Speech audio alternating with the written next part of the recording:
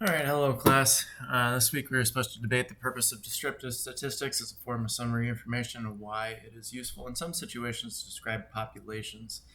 Uh, Firstly, to describe descriptive statistics, they're used to organize, summarize, and make sense of measurement data, and are generally represented in tables, graph, and summary statistics, such as use of the mean, median, and mode.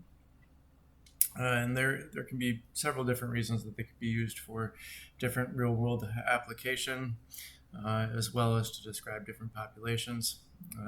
Many different examples to use is the use of average house prices in a neighborhood. You would most likely use the median rather than the mean in some instances. And I really feel like I wanted to articulate that on a little bit more about how the median is a little bit underrated as compared to the mean. Everybody really generally looks at descriptive statistics and they say, we use the mean or the average for a lot of descriptive statistics. However, a lot of things also utilize the median because the mean doesn't have a way of differentiating between outliers in descriptive statistics. Say you have an $11 million home on an average block of $150,000 houses. That $11 million home is going to kind of change the mean significantly.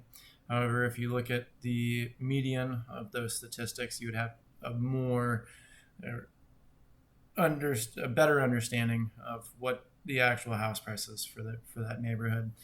So I really wanted to differentiate between the two for the class. Use of example is the mean of life expectancy. Everybody takes the average life expectancy, and I think it's around 86 somewhere right now. So obviously that's important. For college in general, one of the more useful descriptive statistics I think that a lot of people might find when applying to colleges are the acceptance rates, graduation rates, replacement of job rates after that, using the mean graduation rates and acceptance rates, and then quantifying them in percentiles. And then statistics for the average. For me personally in my life, it's, I do a lot of outdoor activities.